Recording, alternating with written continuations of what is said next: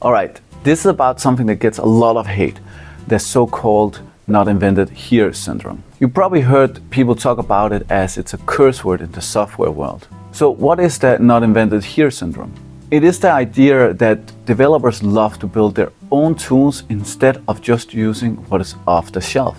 Instead of taking the easy way out, they build everything from scratch. And sure, this has led to a lot of overcomplicated projects. But let's not throw out the baby with the bathwater. Developers are often told that building their own tools, instead of just using what's out there, is wasteful, inefficient, or just plain dumb. Sure, you don't want to build your own database or file system for most cases, but we have went a little bit overboard into one direction. Now we reach a point where not invented here is basically a no-go, and as soon as you do this, people will frown on you.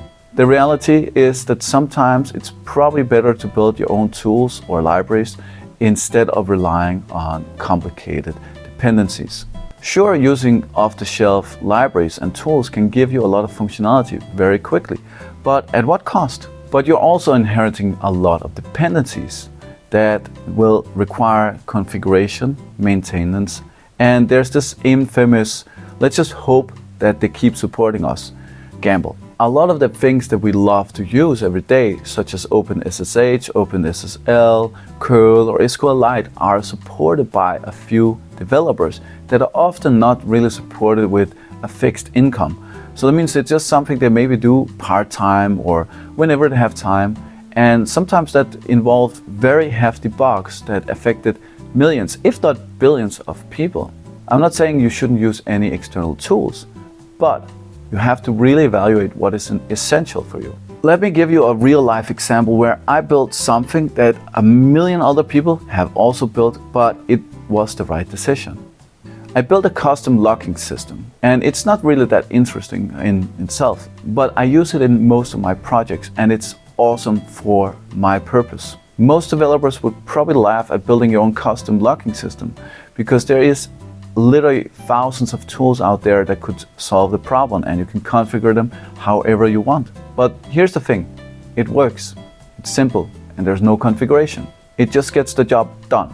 Here's how simple it is. I have 3 functions, arrow, info, and warn. These send the logs straight to my database without anything. I'll not save it in the file, I'll just save it directly in the database. And the logs just sit there until I prune them, which usually I do every month or so. I know what you're thinking. Isn't it inefficient to put it in the database? And you'll be right, it is super inefficient. And for big projects, you wouldn't want to do that. But for my projects that have maybe 5,000, 10,000 views a day, it's not really a problem with that kind of load. I can just save everything in the database. And now I have the logs in my database, so I can query them using all of my different query tools, and I can make dashboards using Metabase or others. Very simple. My clients can always take a look at what is happening, and they can also see that in the administrative interface. I don't have to constantly set something up for each service. This is very important because I don't have 2 projects that I can spend all the time on. I have 10 or 15. So I have a lot of different projects that needs to just keep running. And me having to ensure that there's also a locking service is not really that important for the clients. I rather just want to keep everything in the database. Because what happens if the database is not running? Well, the whole system is not running anyways, and I'll probably get a message that something is not working. Another example of what I built is a Loom alternative. You know how Loom is supposed to make things easier? Well, not so much for me. The app kept crashing on me, and I had to contact support and ask them. And they told me to open my terminal and write rmrf in the folder that they had some cached data. So I'm in IT, I know what I'm doing, but if someone is not in IT, wow, they have probably killed a few computers this way. And it's also very expensive if you have a team of developers that needs to use it, or other people. A lot of people just have one account and sharing that, but that's really annoying. So I wanted something very simple, very easy, that I also could share with my clients and users of my website, so that they can give me feedback on what problems they have or what they like. So instead of waiting for Loom to fix their problems, I just built my own tool.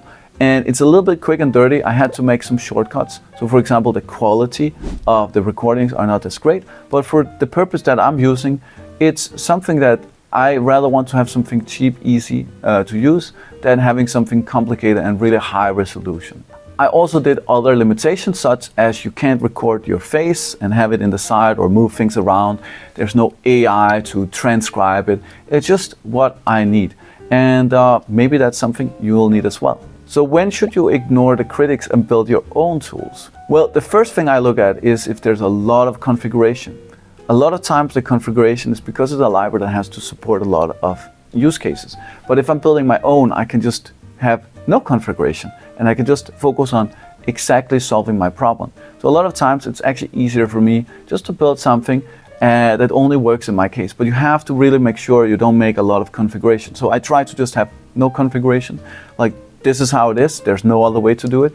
And if I need to, I can switch on it later. Number two is if you're dealing with a problem that's so specific for your use case that it's probably just easier to make your own stuff.